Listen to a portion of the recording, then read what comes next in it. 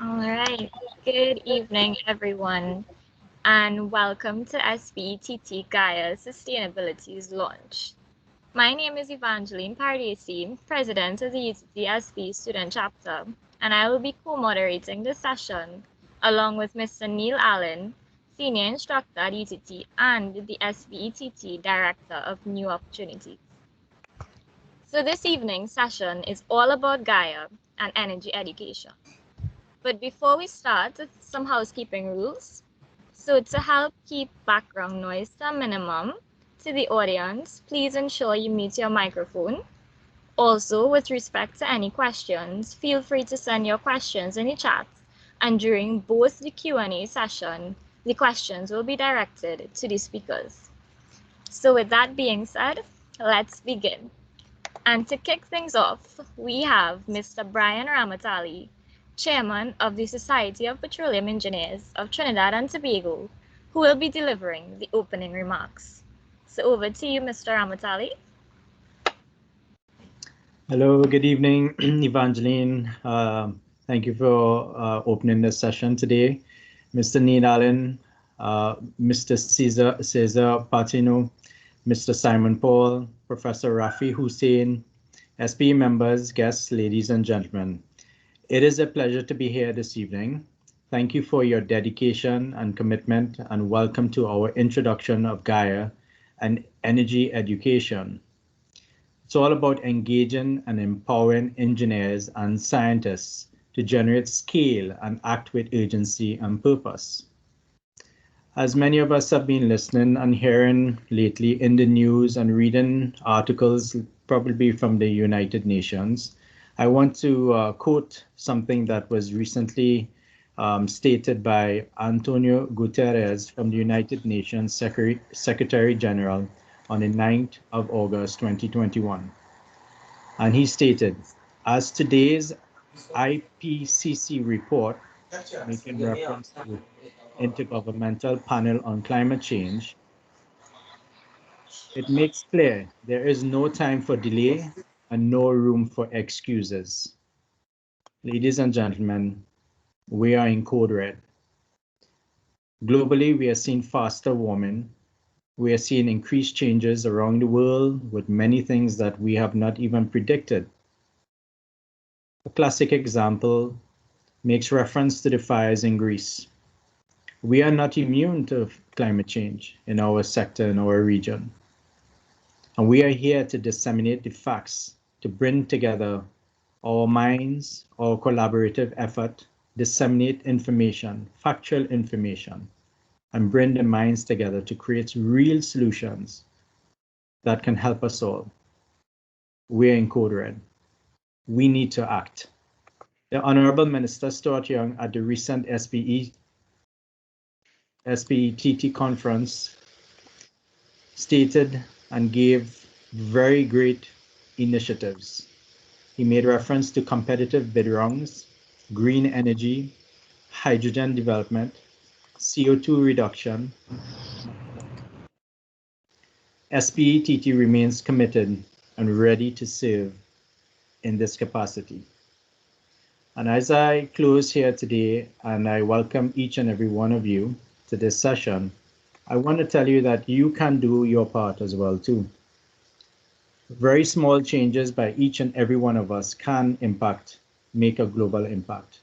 Simple things such as water heaters in our homes. We can reduce the temperatures so we would not be using as much energy. Similarly, we can do the same for our ACs.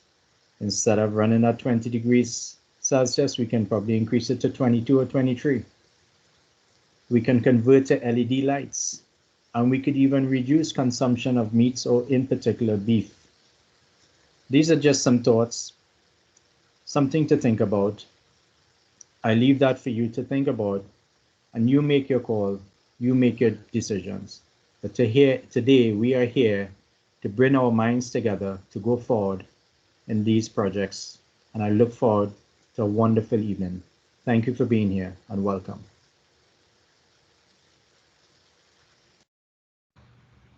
Thank you, Mr. Ramasali, for delivering the opening remarks and setting the tone for the rest of the session. So moving along, our first speaker is Mr. César Patiño. Mr. César Patiño is the SPE Gaia Leader Liason of Latin America and the Caribbean. He has a degree in Petroleum Engineering with an MBA, a Master's in Business Innovation, and specializations in Government Studies. He has 24 years experience in the oil and gas industry and a professional today with Ecopetrol. He is the chairman of the IEA EOR Technology Cola Group. He has previously held roles as a strategy technology manager, senior petrophysicist, reservoir engineer, G&G and operations manager, and wireline fields engineer. So, Mr. Patiño, the floor is all yours. Thank you very much, Evangeline. A pleasure to be here with all our Trinidad and Tobago SPE community, from the student chapters to the YPs and senior community here today, and the different actors that come into our family and our interaction in the oil and gas industry. I would like today to present to you related to how our Gaia is coming in our scenario of sustainability. Evangeline, we are looking at the presentation right now? Yes, we are. We're seeing it. Thank you. So in that sense, we would like to bring to you what we have in here related to how our region is moving forward, not only creating sections of SPE in all the countries we have in our Latin America and Caribbean region. We are creating the Gaia move. We are creating the sustainability strengths together. And with all the sections related from all the different countries in the region, we are working together. It's a pleasure for us to have in our committee to Suzanne Jemmott. Dear Suzanne is the liaison from the SPE Trinidad and Tobago with us, and we are working on this program. A program of Gaia that had become working together, delivering actions in sustainability, delivering actions on energy transition, delivering actions of putting together how we are working today, integrated our programs like Energy for Me, SPE Cares, Diversity and Inclusions, options, activities like TREE, and sustainability scenarios into our sections, into our student chapters, into our YP activities. Today is a great moment to have all of you here to do this kickoff going on related to Trinidad and Tobago section and how we can put together this effort in this scenario.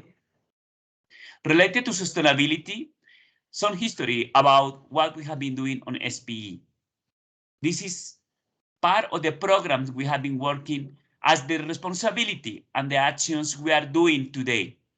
In this case, we start together generating engineering solutions on sustainability workshops, working on different standing committees, and generating special actions related to what we have been doing today. We have been working on different sustainability panels and a scenario on OTC. Task force that can come together on sustainability have been formed, like technical committee, webinar series. We have been going as well on different courses and sustainability development technical sections related to activities like webinars, petro tolls, workshops, and as well our sections have been working on this type of conference and scenarios. This propose of putting us together on a Gaia Summit. A Gaia Summit that come together with initiatives into distinguished lecture, a mode of the integrated organizations on sustainability and oil and gas industry on it. In that way, IOGP, IPECA, and other entities have been come with us. Like regional director, I got the opportunity to have this option to be together in Fontainebleau, France, working on this program and creating the opportunity to do it together. Today, into our regions and in our region with the leadership of our dear Gael, we are working together to put the programs on sustainability going on in all the sections. This comes with the last peak that we hold in the region that was as well related to the 20 HSC and activities related on climate technical sections and putting together all these Gaia tools for all of you, our SPE community in the region. These options and activities have been really deployed what we would like to put together on the world and a unifying brand. A unifying brand that put this ecosystem together of our energy for sustainable development actions and actors and strategic events and programming framework to how our SPE can be put the program on sustainability manner, how we can put our actions together on sustainability. Our objective is co-create, bring these new actions, understand the urgency of our planet on sustainability challenges. As our main speaker in our introduction refers, how we can do reinforcing existing efforts on introducing new radical ideas from our oil and gas industry to contribute in our way to be part of the solution of the condition we have it and the challenge we have today.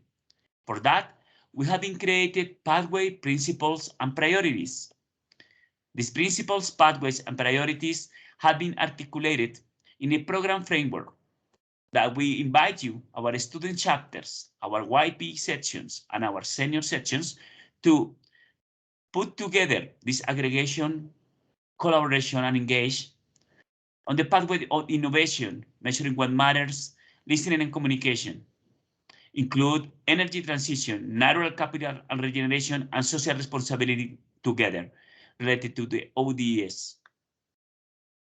On this way, with our priorities, how we put the energy evolution, this optimizing mix of hydrocarbons with new alternatives, sources or options of energy to enable this inclusive transition net zero challenge we have been working together now. Natural capital and regeneration. This require understand our nature, understand nature cycles that come into our process, that come into circular economy, that come into carbon neutral, negative impacts, water fingerprint, and carbon intensity system related to the processes we put in place. Social responsibility, some points, challenge, objectives, and goals that we would like to put on this way. So the way to engage and empower these actions on priorities, pathways, and principles are in our hands. We have different tools to create this new scenario, to recreate that one, to recreate new technologies, new mindsets, or put sustainability on the frame that we can all together aggregate, engage, and collaborate on that. Coming into this priority, our energy evolution come in what we have today in our region, but as well, we have a challenge of these CO2 global emissions that we need to consider and analyze and understand related to the energy efficiency, how the industry is require the different options and application on it. And in our hands, like engineers, we can put it, but as well, like humans in our society, in our home, if we do this energy efficiency, we'll put our grain to this value and requirement. But as well, from our understanding on subsurface and how we can handle CO2, we know in our EOR processes with CO2 into storage, injection conditions, part of this option that we can put together. And Latin America and Caribbean region has this prospective options that we can propose to the world and these CO2 scenarios. A CO2 scenario that be combined with energy surface resources that as well we had in our Latin American Caribbean region. We had hydrocarbons, but as well we had geothermal, we had hydrogen options that we should put together in our basin analysis, in our field asset analysis, in our well deployment and well workover alternatives to get and add value. Our oil and gas industry is part of the solution. Our oil and gas industry have been mapped social responsibilities on it. We have been taking in account different programs years before. We are not starting today. So we had to capitalize all these lessons learned to put together in all the requirements we have today. And in that sense, we can articulate ourselves with jobs with IPECA, OGCI, AAPG, and other affiliations come together. Our carbon neutrality challenge is a race that we can work together. And in our region, we have some countries like Suriname that have already achieved. But a lot of lessons from the other countries can come together to keep this net zero. It's our responsibility. But as well, one invitation is how we learn from the action and process we put together on these net zero options to put it and do it. The risk on how we put sustainability, climate actions failures, biodiversity loss, human environmental damage, extreme weather conditions, natural resource crisis are coming into the top likelihood and impact we have put together. How we do it with energy transition and how we deal with it in the pathway is the way that we can put our processes and our oil and gas industry to make it. Upstream, midstream, and downstream has alternatives to do these first steps, create new actions, create alternatives to achieve this net zero. In our hands to do it, and we can do it. Our oil and gas industry have been working on this frame.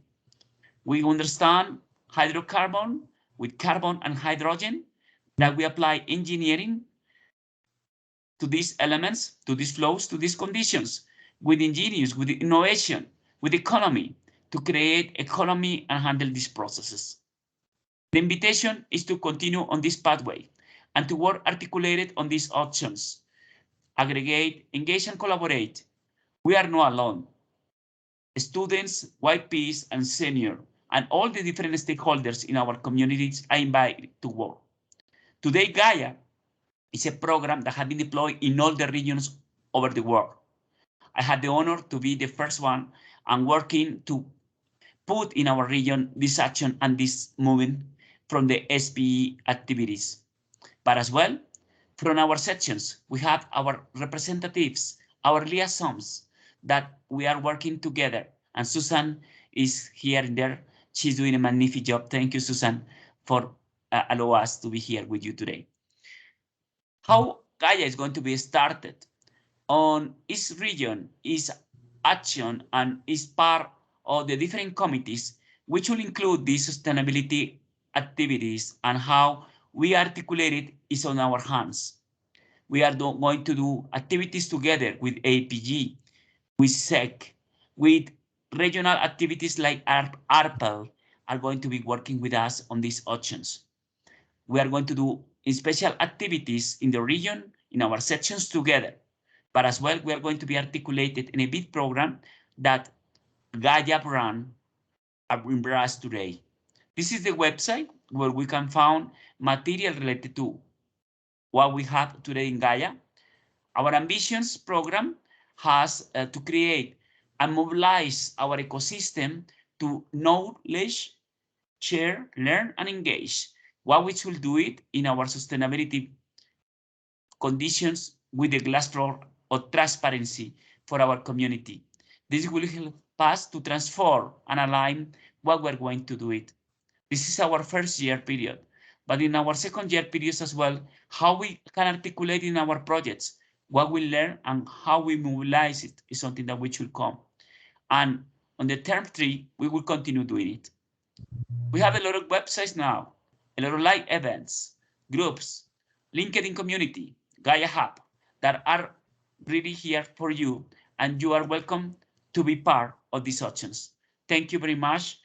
It's opportunity to have Gaia here with you from a non-hierarchical community, strategy events, activities collectives that we can work together on these options. Today, we have a place, Trinidad and Tobago, with a level long enough condition that we can work together. And in that, in sustainability manner, we will move our work. Thank you very much. Thank you, César, for giving us such a great overview on Gaia. So now on to the Q&A for this part. To start things off, do you think we face a challenge in our region to drive the transition given our dependency on fossil fuels? Today, in our countries, our economies are dependent on our oil and gas industry. And as well, the humanity energy sources still require coal, still require hydrocarbons.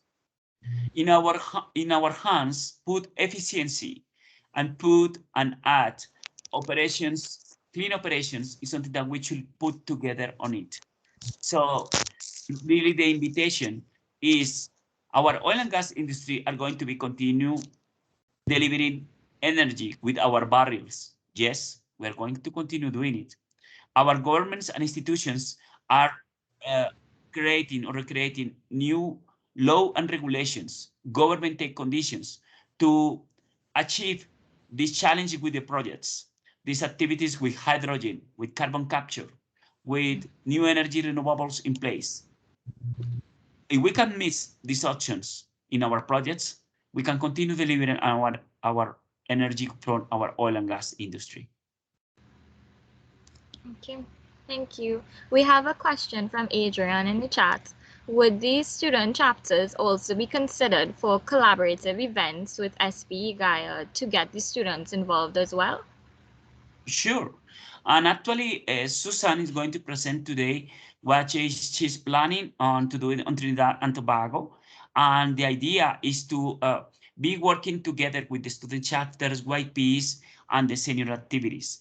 You already have been starting some activities like Energy for Me, like SPE Cares, like Action on Reforestations that come together on the frame of Gaia. And this is something that we would like to articulate, and you are welcome to use our Gaia logo, and not only the Gaia logo, it's our principles to put together all these actions. But in each section, that's why we have the liaisons, but as well we have the section leaders that are going to support our students and YP, coordinated and articulated. And we're going to be aligned with what our leader from the region, director like Gael, are agree with it and working on that pathway too. Okay, great. And how will we know that Gaia is truly making a difference in sustainability? Good questions. Thank you. Okay, we are starting now with the baseline. How we are here today, what we have been done. So indicators like a new program like TREE, and I invite you to know more about TREE that Susan already deployed some information related on LinkedIn account. We will have option on how we are going to reduce emissions. If we do this forestation, if we do these indicators on how many trees we plant, and we have the options, we can create indicators about how much we can capture, how much we can evolve on this decarbonization process. But as well, we have been indicators related to how many people is today using renewables in our projects, workshops on water management. So we will see how this is going to be moving these actions on it. And the sections are going to have this type of indicator on their annual report. Okay, great. Thank you, Cesar. And I'm not seeing any more questions in the chat, so we'd move right along. Thank you again for the questions that we sent and for giving such a great overview of the entire region. So without further ado, I'd like to introduce our first speaker for the energy. Okay, for the energy education segment, Professor Raffie Hosein.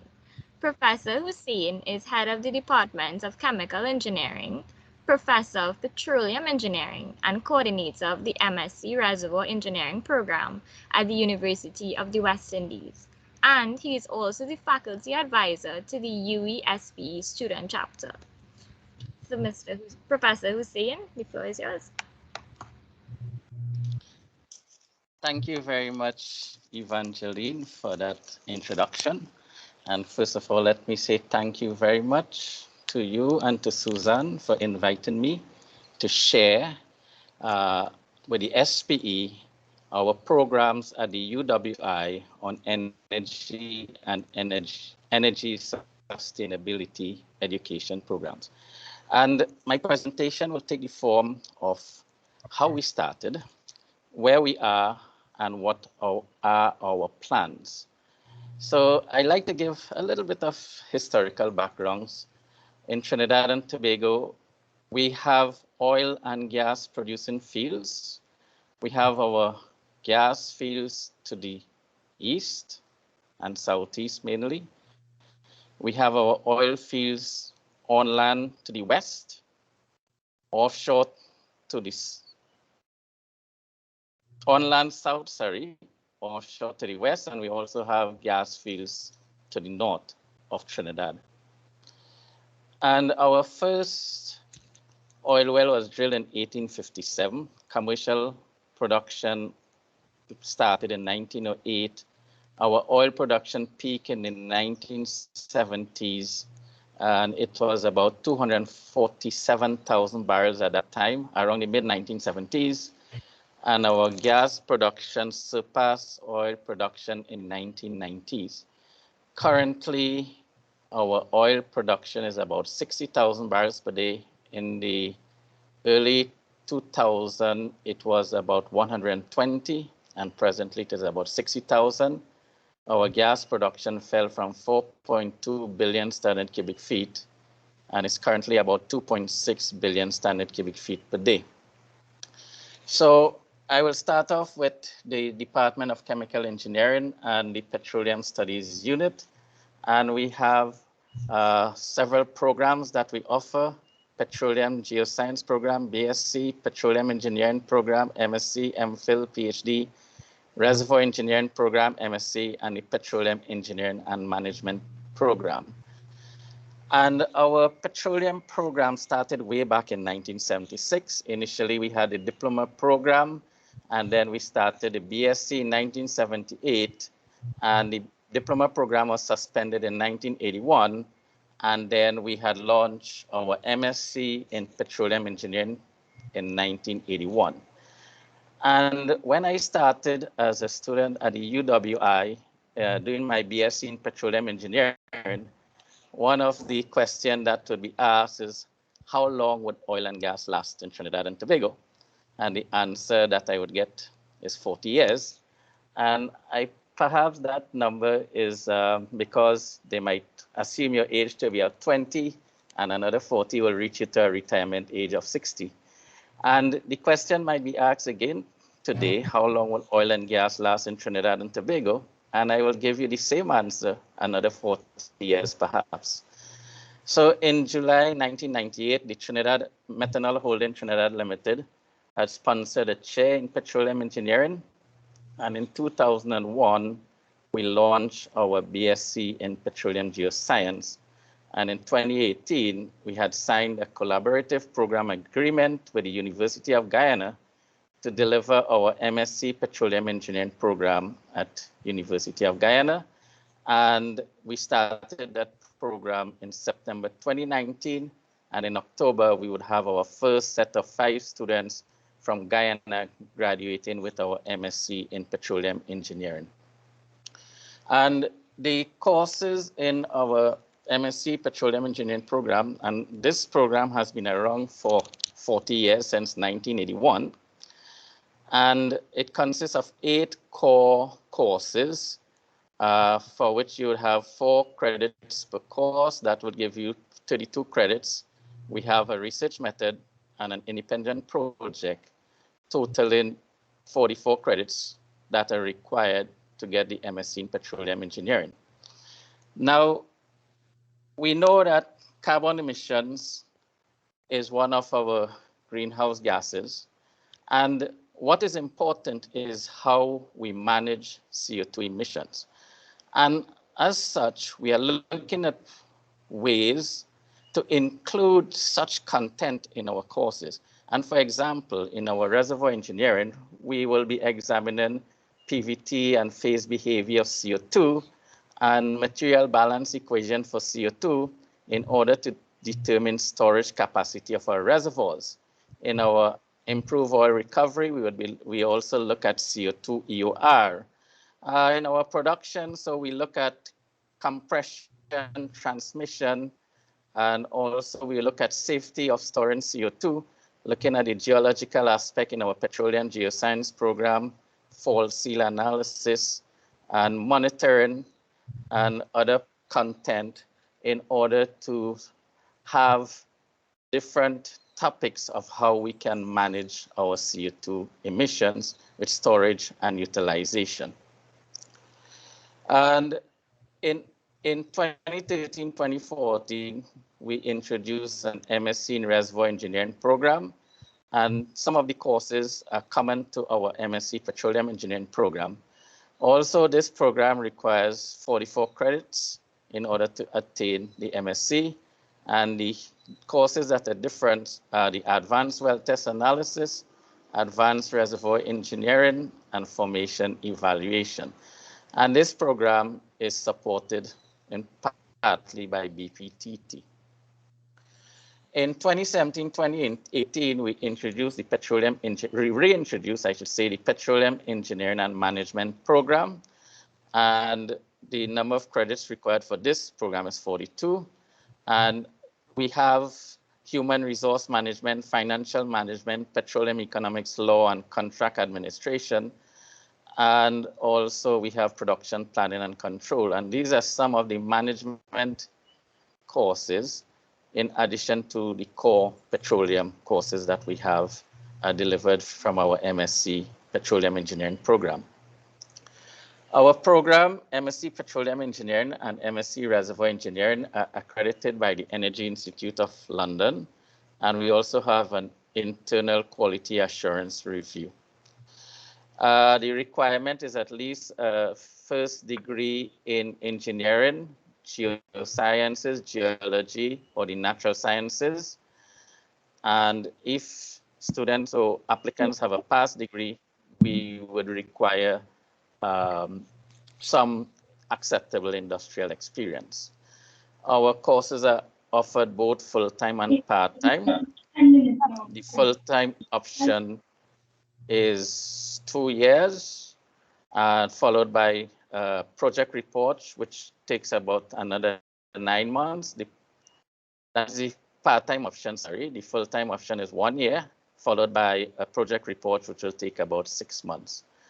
And our assessment is normally by coursework and examination, and both components must be passed in order to pass the course.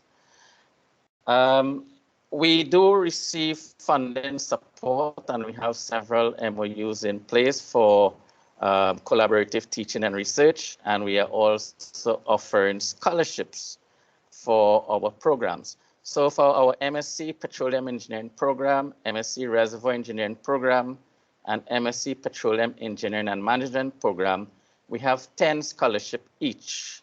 So all tuition fees are paid. So in total, there are 30 scholarships we offer, and all tuition fees are paid.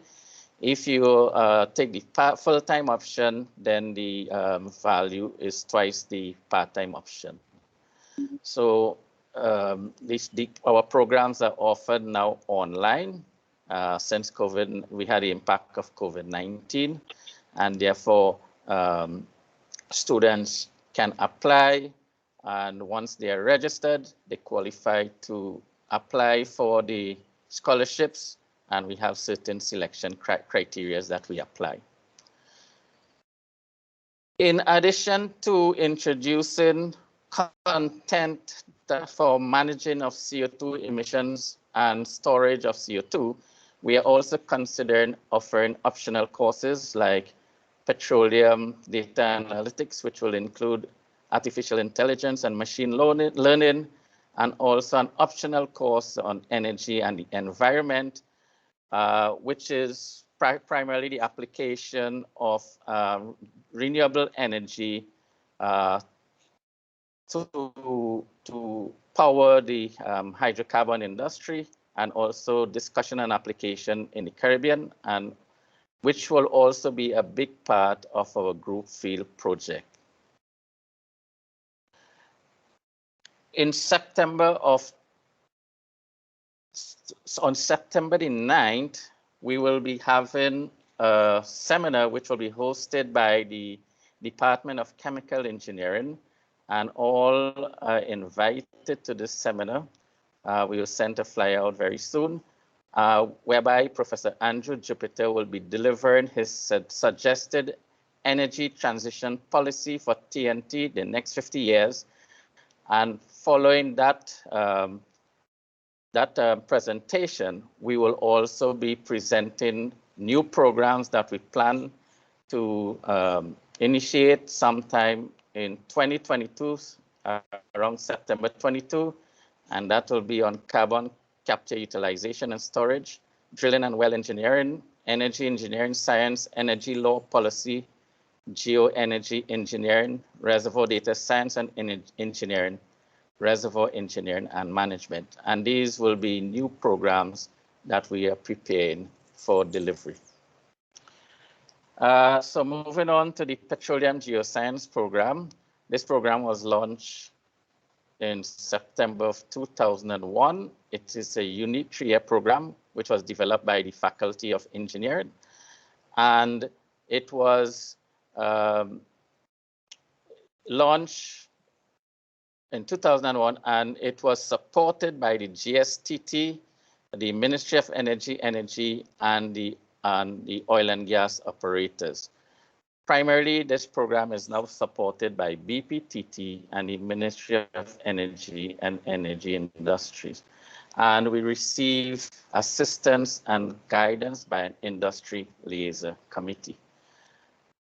The Petroleum Geoscience program is also accredited by the Geological Society of London and also the Energy Institute of London. It consists of 7 months of structured teaching, and there's a significant amount of fieldwork. There is an orientation period of about 6 to 8 weeks, and about 10 to 12 weeks are spent during an industry-based internship program.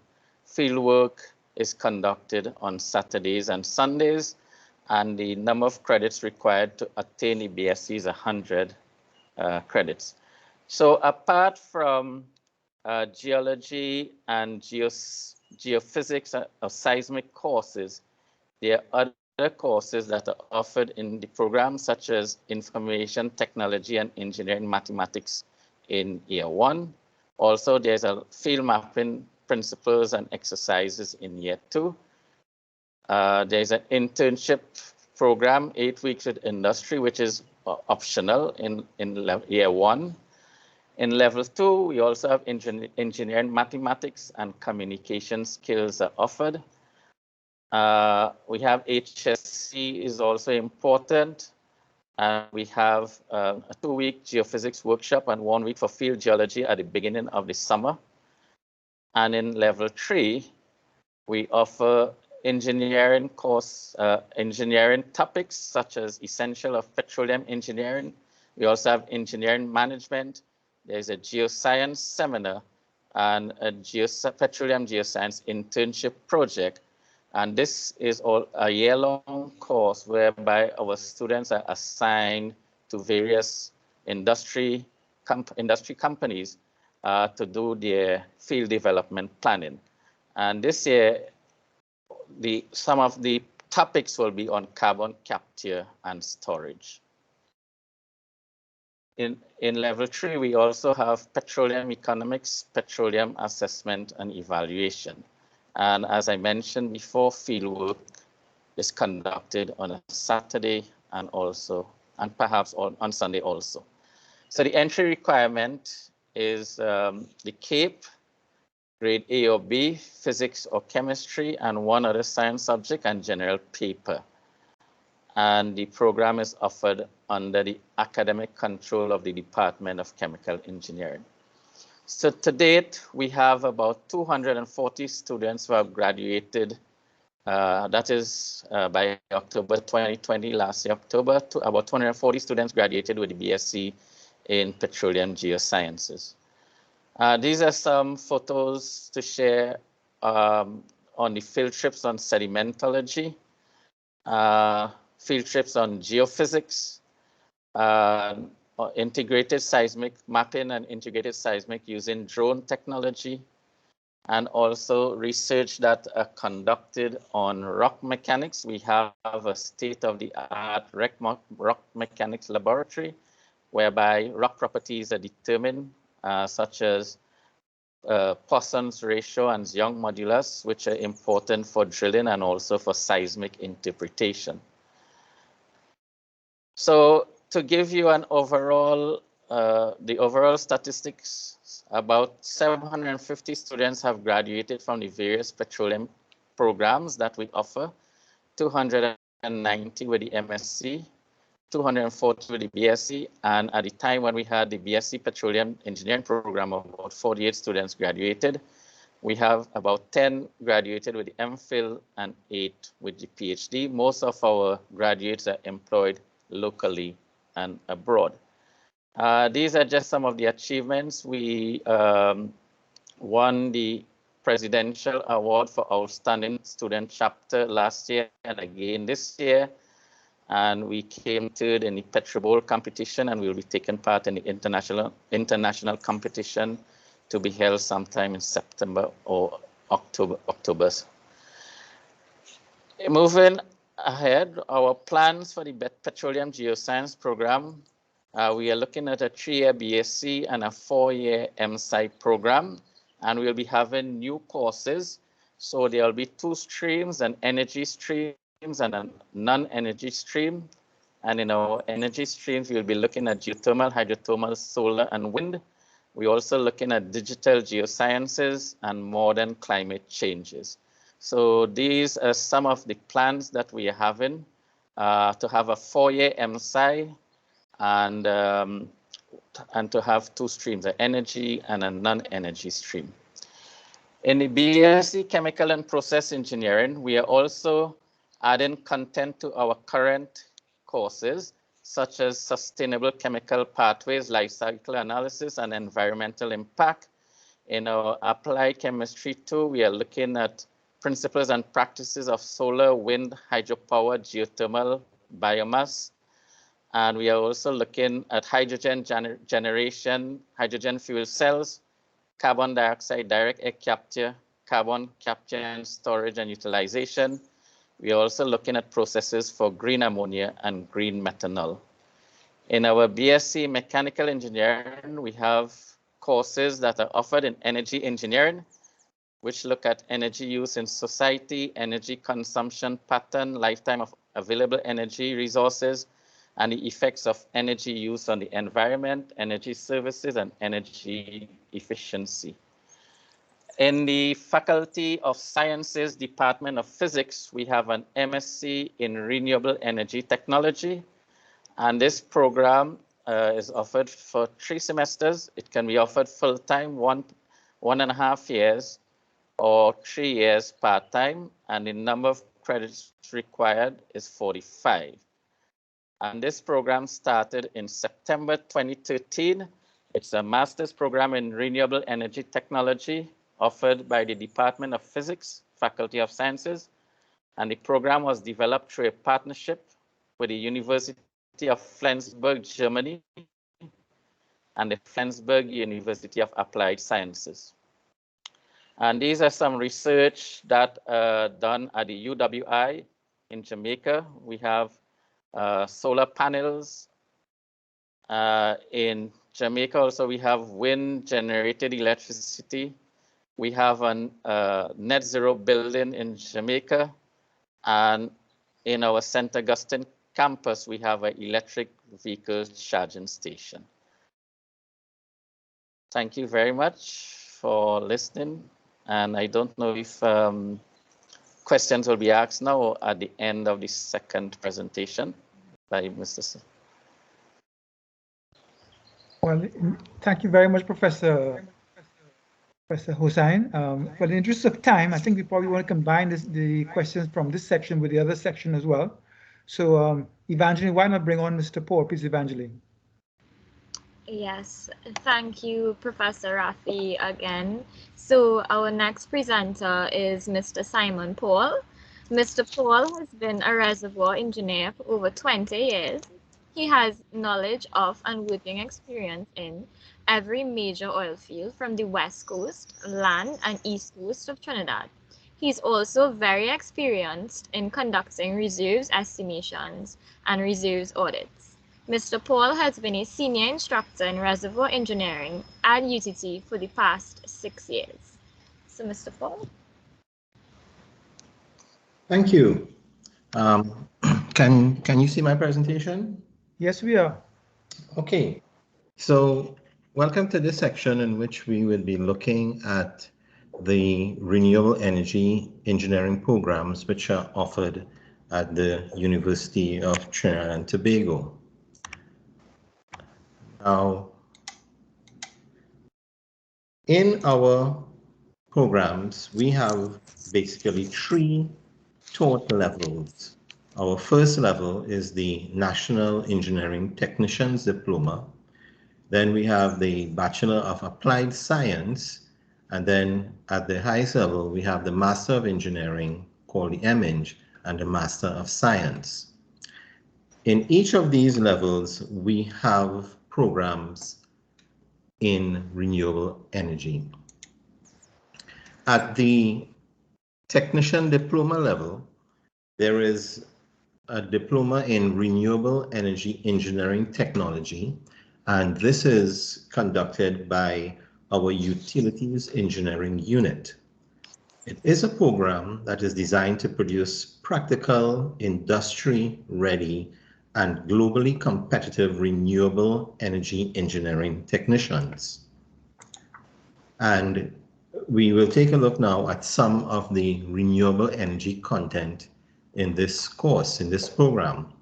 Our students will be trained in renewable energy engineering, energy efficiency for buildings, electric machines for wind energy and electric vehicles, solar voltaic systems, wind energy systems, power electronics for renewable energy systems, solar thermal systems, and energy storage for renewable energy systems. This is an ongoing program. The entry requirements are 5 O-level subjects with passes in maths, English, chemistry, and physics. If you don't have CXCs and you have your certificate in applied engineering, you can enter the program, and even mature entry is also considered. So every opportunity is being given at UTT to get people into the programs. Our next level is the BASc MEng in Petroleum Engineering, and this is done in the Energy Systems Engineering Unit. These 2 degrees, BASc MEng, are offered in tandem, and what we want you to understand or to recognize, the MEng is considered as an advanced first degree.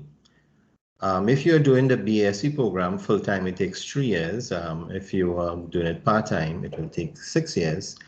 And the MEng program, having completed the BASc, will be 1 year full-time and 2 years on a part-time basis.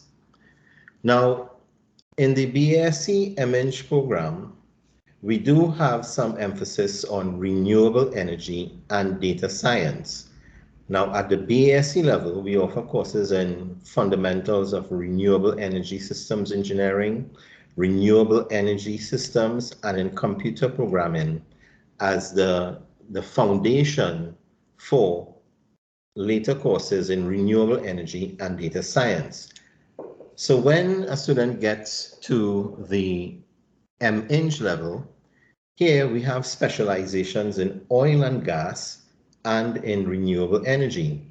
And as you can see here, with respect to the renewable energy programs, we have courses on sustainable energy policy, we have renewable energy simulation, geothermal reservoir engineering, alternative fuels, environmental management and clean production.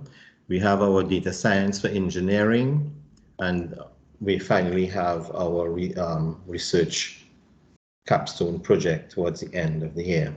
Also to note that we have included the data science for engineering in our oil and gas option as well.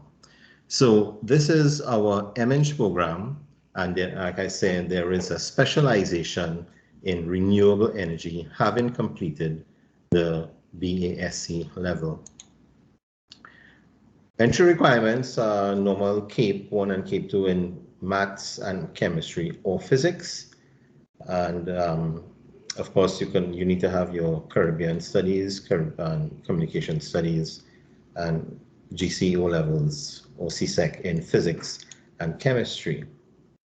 Now, at the MSc level now, we have in the Energy Systems Engineering department, there's an MSc in Energy Engineering with a specialization in renewable energy.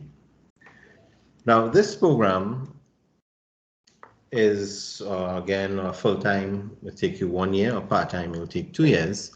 And there are basically 6 core courses at the first stage, which might be full-time on a first semester. So, but among these, there are 4 courses which are compulsory. You have sustainable energy analysis and policy, carbon sequestration, carbon capture, fluid mechanics, heat transfer, engineering, data science, and then you choose one of numerical methods for engineering and or renewable energy systems. And then you get into the electives, and you can choose, there are 1, 2, 3, 4, 5, 6, 7, 8 electives here, and students can choose 4 of them.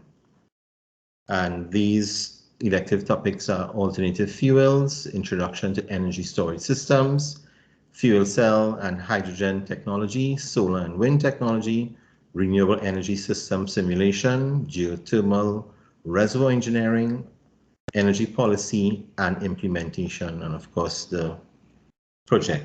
Now this is an ongoing program, and we have already had our first intake, and we are already receiving applications for our second cohort in this program starting in the new year.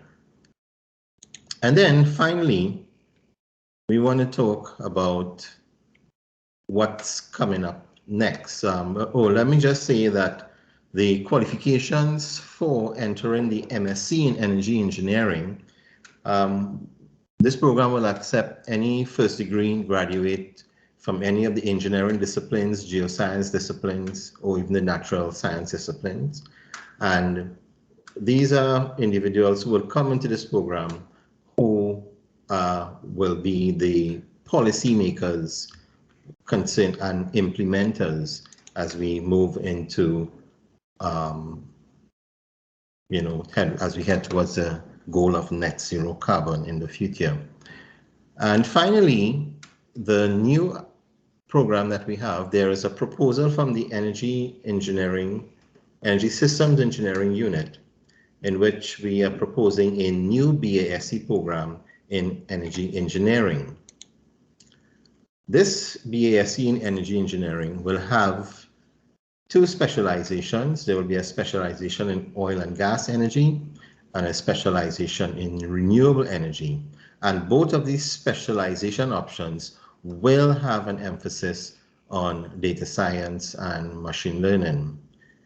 And the goal of this new program is to train individuals to become energy engineers who will be competent in both oil and gas energy systems and in renewable energy systems.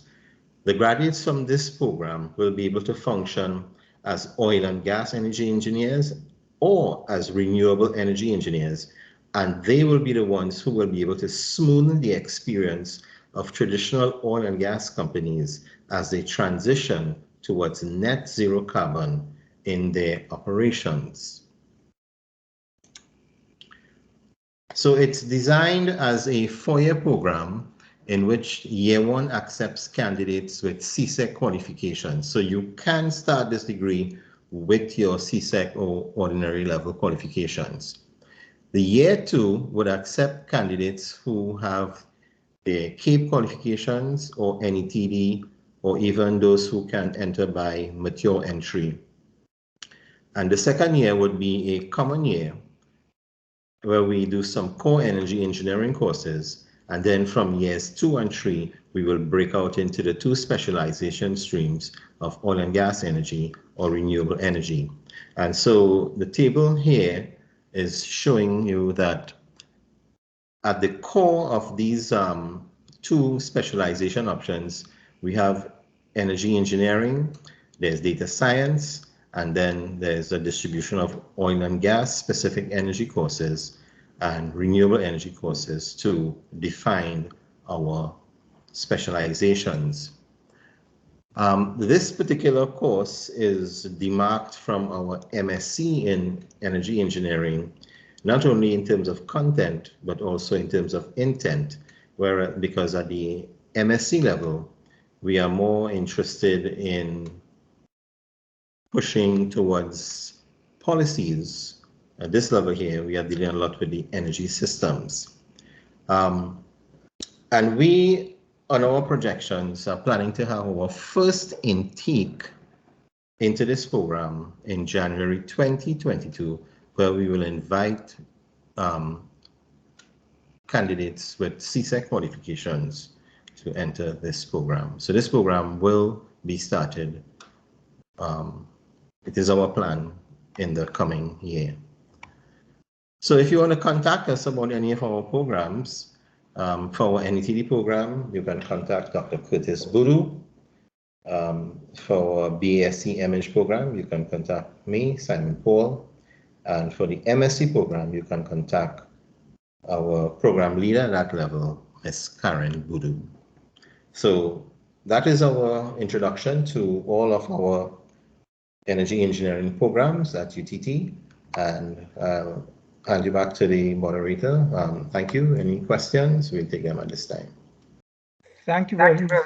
Thank you, Mr. Paul. Well, first I have one question is in the chat. It's probably directed to both Professor Hosein and Mr. Paul. It says, will a significant amount of additional staffing be needed to deliver these programs? So you can take on that question. Well, with respect to UTT, in our design, we have the internal staff within the university. I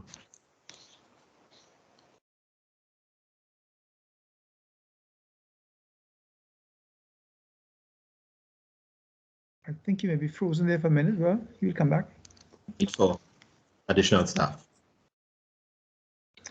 You were frozen there for a minute, Mr. Paul. You want to repeat that response? You were frozen there for a minute. Oh, I was saying that the short answer is no, there will be no need for additional staff. We have very good collaboration at UTT among the different engineering units. And so for each one of our current taught courses, we have people. And for our proposed course, we have lecturers who are ready to start the program. Professor Hosein, you want to respond with respect to UTT? Yes, thank you. Similarly, for UWI, within the faculty, we have the resources, the human resources that will be capable of delivering all the new programs that we have planned to put on stream in another year or so.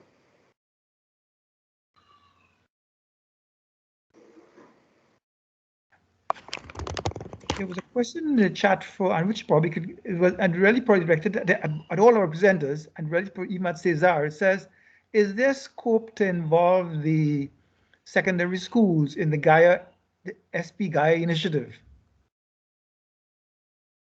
Thank you for the question. Related to how we can put Gaia for secondary school, we have Energy for Me program, Energy for Me activities that our student chapters are creating new programs.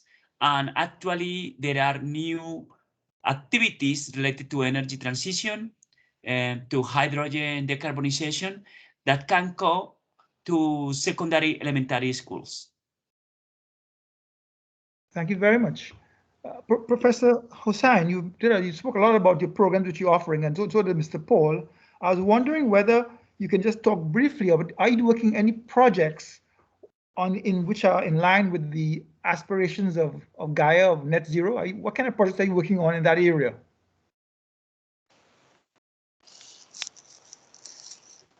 Professor? What I can say is that currently the UWI and the UTT, we have an MOU arrangement in place whereby we are working on a national carbon storage atlas for Trinidad and Tobago, whereby we will be looking at the different fields from the different operators, and in particularly depleted gas fields and oil fields that we can implement CO2 EOR followed by storage.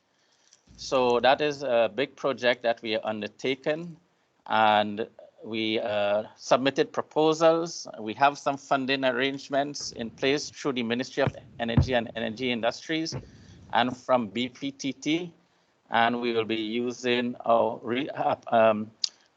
a hiring research assistant to work along with these projects together with project coordinators, two from each of the institutions, in developing this carbon storage atlas. So that is one of the projects we are working jointly together. Thank you very much, Professor, for that. Yes, so UTT as well is part of that joint study there that Raffie just mentioned. In addition to that, in our existing courses, our lecturers will have projects and assignments which will align themselves towards the goals of Gaia. So that is integrated into our curriculum, and it is dealt with at the level of the courses. We also have two recent research students for PhD levels, and they are looking at projects in renewable energy and carbon capture and storage. And in addition to that, in the upcoming year, one of the things that as the program leader for this BSc image level, I would be initiating projects among our students to develop some form of laboratory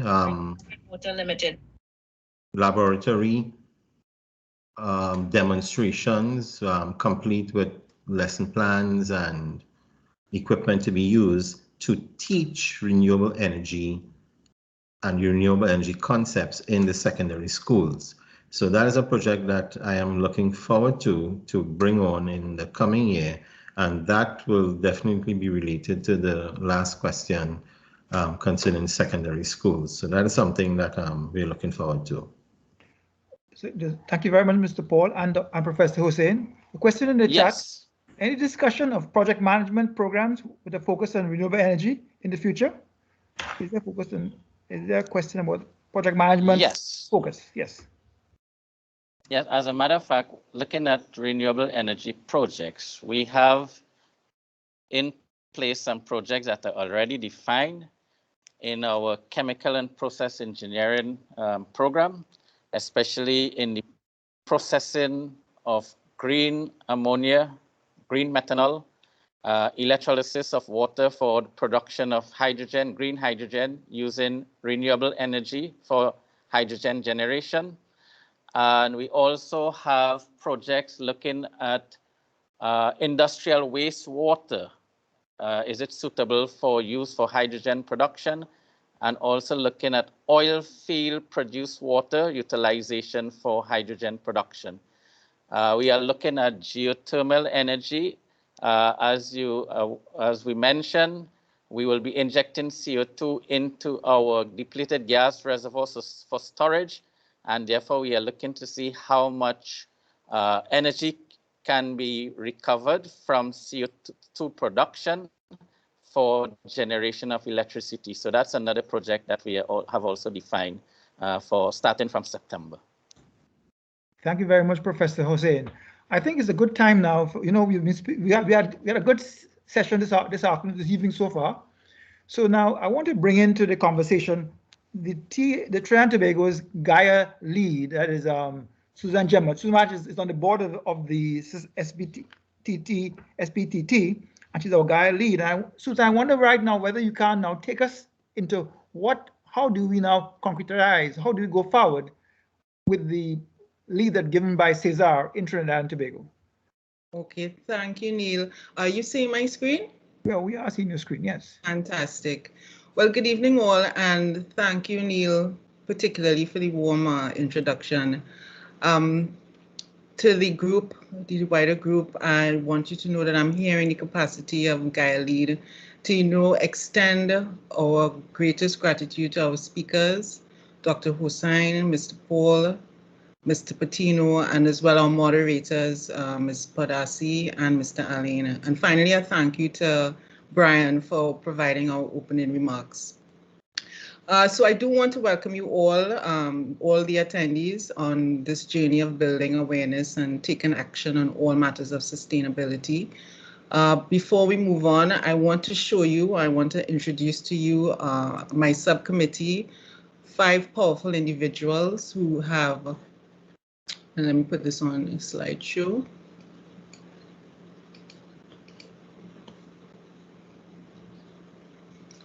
Who have stepped up and offered to support me throughout the year.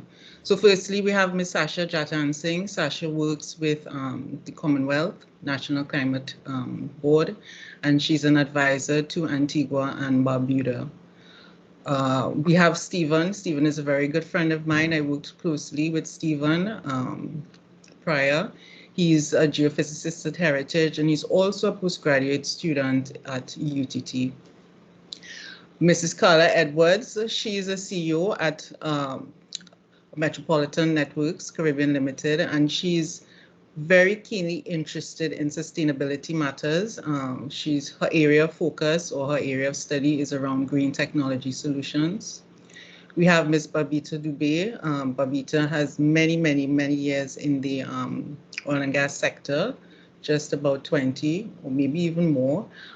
She currently runs her own private company. She's very keenly interested in, as well, in all matters of sustainability and earth affairs. And then finally, we have Evangeline, who hosted today.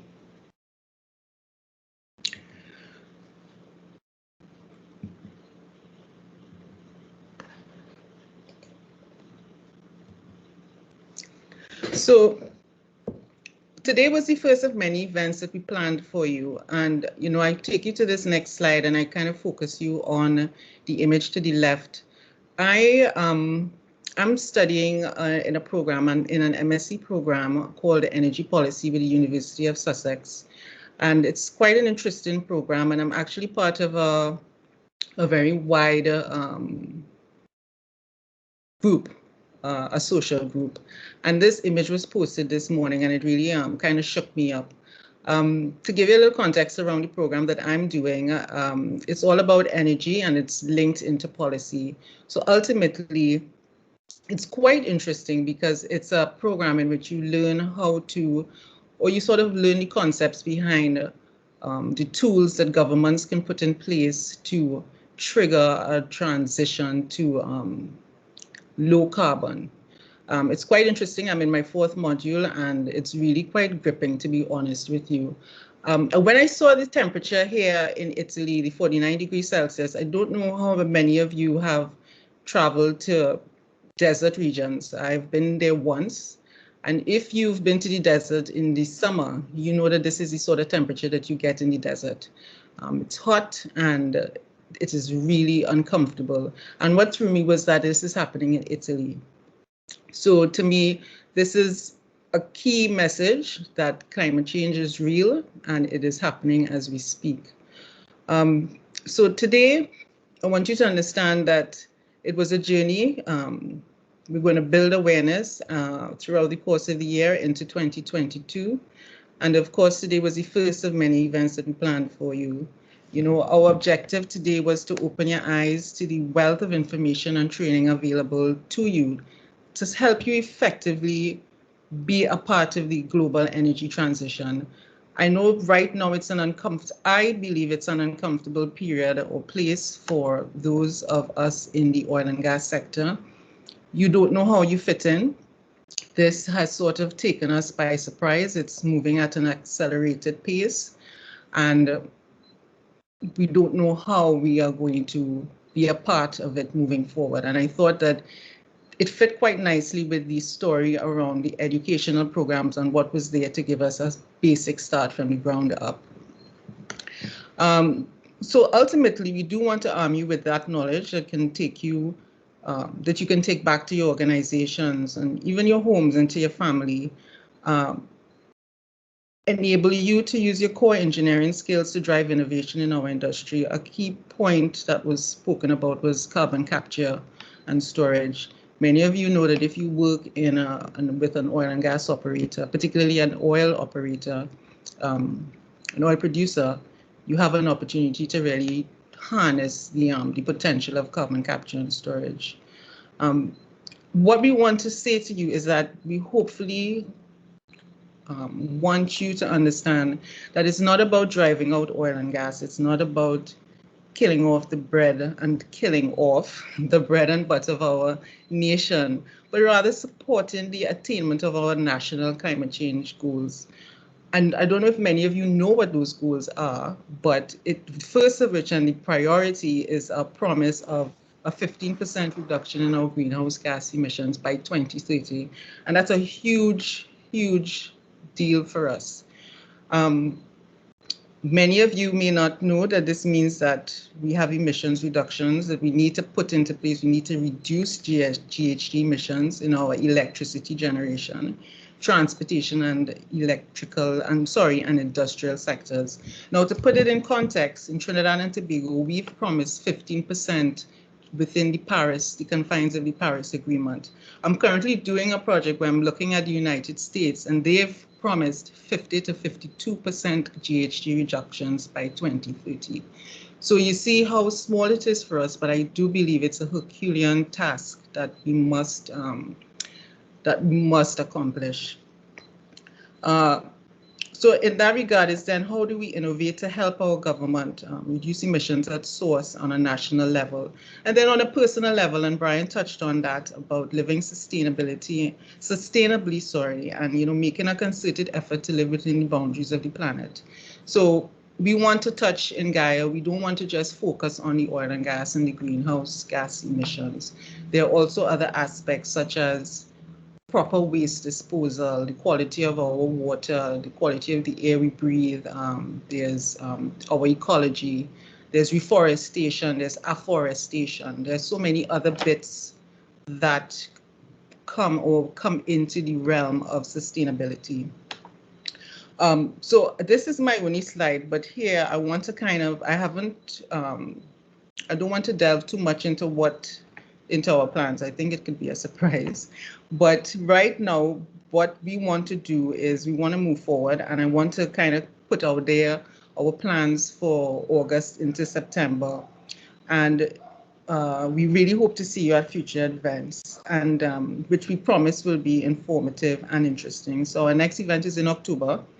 We want to begin to introduce you. So we're working from the bottoms up. This is not a tops-down program. We want to build the story. We want you to understand the Paris Agreement. I think that's a powerful agreement to get into on climate change and how we as a country will prepare for. We've got an upcoming summit conference that is going to take place between October and November of this year. It's called COP26. And the plan is to bring a couple experts in to really explain to you the nuts and bolts of climate change and the Paris Agreement. I think it'll be a rich conversation, and I truly hope that you would make the time to step in and be a part of that discussion. We also have an upcoming newsletter article that we are hoping to publish in the August edition of our newsletter, or SPE newsletter, and it's all around describing our Water Week, which is coming up on the 23rd of August. In addition to this, we have a couple other talks and a few other activities that we want to iron out for the rest of the year. I'm really hoping that there are some synergies we can create with the student chapters.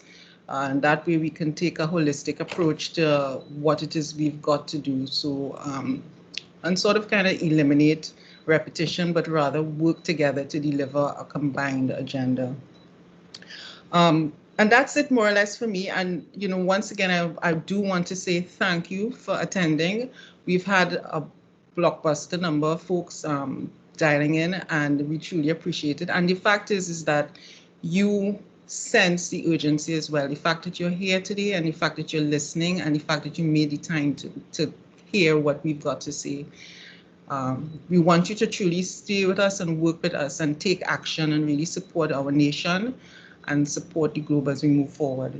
So once again, thank you. This is the close off. I'm not sure if we have questions, but other than that, this is it here. We don't want to take up any more time on your side, and hopefully we will see you again. And thanks, Neil. That's it from me. Thank you very much. Let's take a picture, Susan. Thank you. Thank you, César. I'll send it to you. Thank you, folks. Good evening. Okay, bye, everyone. And be safe. Thank you. And be safe. Bye-bye. Bye. Thank you, everyone. Thank you. Bye.